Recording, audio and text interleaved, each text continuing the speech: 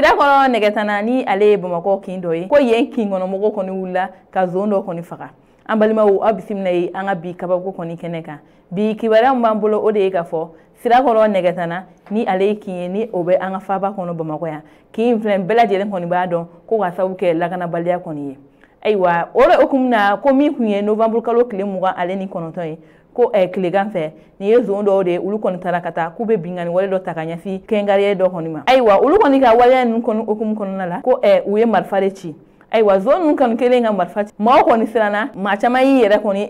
kɔlɔsi o de hukumu na ko gendarmerie min kɔni bɛ nin yɔrɔ kɔfɔlen in na olu kɔni gendarmew wulila k'u kun ɲɛsin ni marifa cikan in kan ja zone dɔw de kɔni kun bɛ yen ko u kun bɛna lajɛ ka kɛngɛrɛtigi kɔni ka wari kɔni minɛ u la nka gendarmerie maaw kɔni nana u ni olu kɔni ye mugu caman kɔni ti ɲɔgɔn na ko olu sera k'u bolo kari nin kamalen fila ninnu kɔni kan ayiwa ko jan'o kɔni cɛ ko min ye sira kɔnɔ nɛgɛtana kin kɔnɔna in ye ko o dɔgɔkun kelen yɛrɛ kɔni daminɛ la a yɛrɛ k'a fɔ ko kiosque orange money dɔw kɔni bɛ yen ko u taara bingani wale dɔ ta ka ɲɛsin olu ma k'u ka olu ka wari bɛɛ lajɛlen kɔni ta ka taa ne ye ayiwa ko o waleya in de tɛmɛnen kɔfɛ u ko k'u bɛ segin ka na nin waleya in fana kɛ o bɛnna ni gendarmew kɔni ka wulikajɔ ye ko olu ye nin maakofɛlen fila ninnu minɛ ka taa n'a ye u dagayɔrɔ la ayiwa ni ko in de hukumu na min ye sira kɔnɔ nɛgɛtana kɔni n'a lamini ye olu y'a yira k'a fɔ olu kɔni nisɔngoyalen don kosɛbɛ wa u sɛgɛnna u tɔɔrɔ la sabula bɛɛ lajɛlen b'a kalama Bamakɔ yan n'u olu kɔni ka kin kɔni tɔgɔ fɔra i hakili bɛ jigin ko fɔlɔ min kɔni na o de ye lakanabaliya ye ayiwa o de ye k'a fɔ ko hali tilegan gɛngɛrɛ fɛ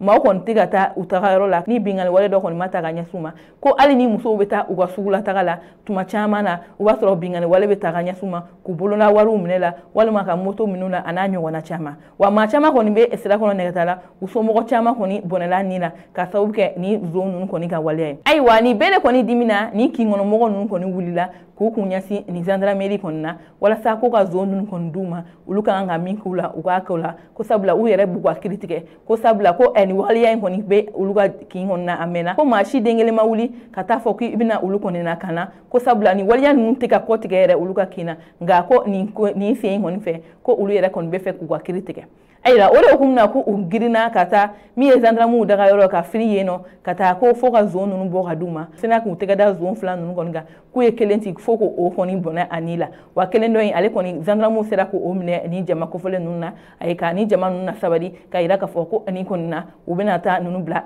kiiribulon kɔni kan ayiwa min yɛrɛ ni gendarmerie maaw ninnu ye ko u kɔni ye bɛɛ lajɛlen lasabali ka yira k'a fɔ ko olu kɔni bɛ yan nɔ olu de kama wa ko don n'a nataw la u bɛna sirakɔrɔ ka bɛɛ lajɛlen kɔni lakana ko f'u kisi ka bɔ ni waleya cɛjugu ninnu kɔni ma ayiwa hakilina jiginna ko san caman kɔni na hali tilegan gɛngɛrɛ fɛ marifa bɛ ci sira kɔnɔ nɛgɛtana ayiwa o de hukumu na ni wulikajɔ in kɔni sen fɛ u bɛ ka welewele bila min ye jamana ɲɛmɔgɔ ye n'o ye an ka camancɛ fanga kɔni ɲɛmɔgɔ ye n'o ye colonel Assimi Goyita ye ko a ka wuli a ka kɔfilɛ kɛ Bamakɔ kin dɔ la ni o tɔgɔ ye sira kɔnɔ nɛgɛtana ko sabula olu ni tɔɔrɔlen don ko ka sababu kɛ majugu wale kɔni ye ayiwa an balimaw an b'a yirala k'a fɔ ni zone kɔfɛlen ninnu kɔni na kelen kɔni sara kelen dɔ in ale kɔni bɛ kiiri maaw kɔni ka bolo kan ayiwa ni kibaruya ninnu de kɔni tun b'an bolo ka da u tulo kan aw ni ce aw ka kulumajɔ la aw k'an bɛn an ka baroda wɛrɛ la